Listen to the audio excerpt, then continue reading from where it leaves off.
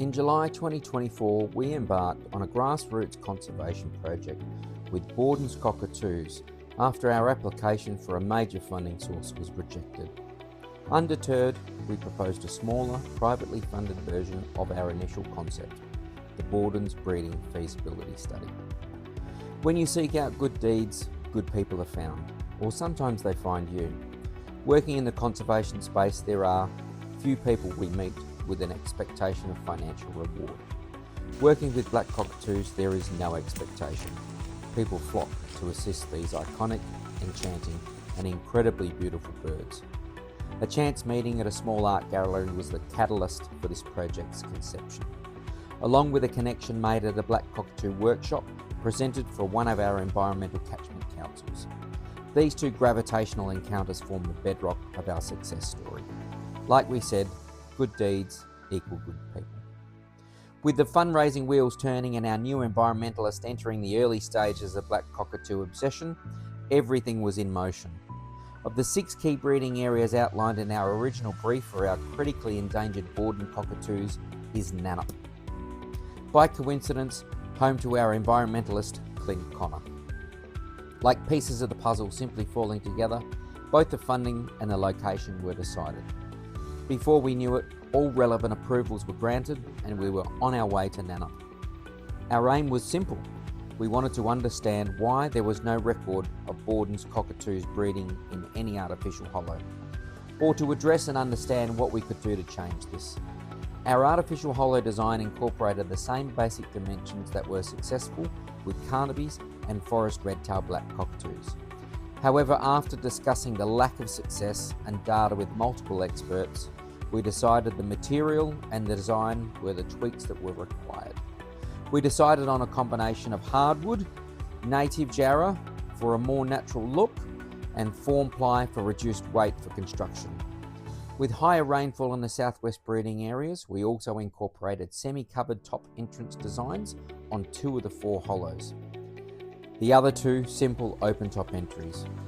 We also incorporated a notched internal wall for our target species' ease of access, along with the standard galvanized weld mesh ladder. In July 2024, we spent 2 days surveying suitable locations and installing 5 artificial hollows, including an artificial cockatoo tube. This was to be our baseline for levels of interest, given this format has been most successful with the Baudin's nearest relative, the Carnaby's cockatoo. Our motion cameras were quick to inform us that Baudin's cockatoos were more than willing to investigate the new real estate that had appeared overnight. Through August 24 through to January 25, 3 of the 4 artificial hollows were investigated by Baudin's on multiple occasions. Buoyed by the level of interest and recent success of ornithologist Simon Cherryman, fledging the first known Baudin's cockatoo, the following breeding season couldn't come quick enough. During August and September of 2025, 3 of the 4 artificial hollows again came under great scrutiny by prospecting pairs.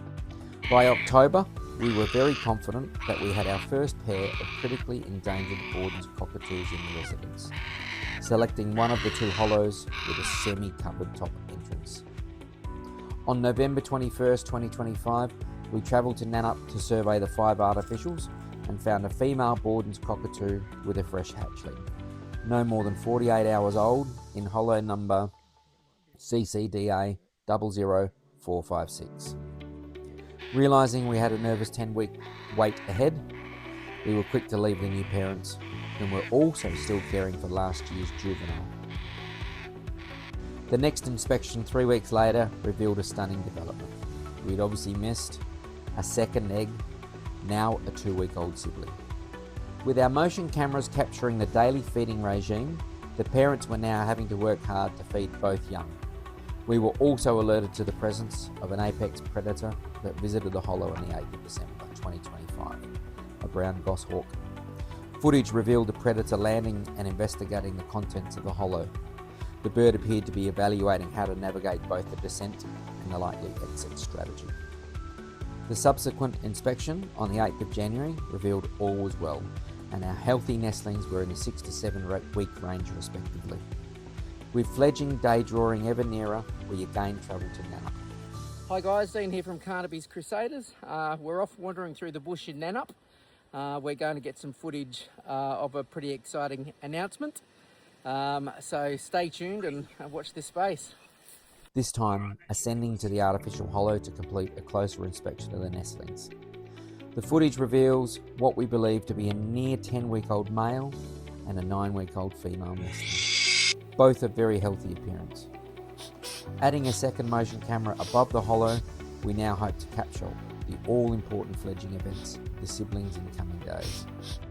While in Nannup, we visited several of the successful natural hollows where the local Baudin's population were doing well. The incredible work that Clint Connor has spent thousands of hours logging and documenting shows a healthy ecosystem supporting a healthy population of Baudins, along with Carnaby's and forest red-tailed black cockatoos. This project owes its success to many contributors: physical, financial, philosophical, along with pure goodwill and belief.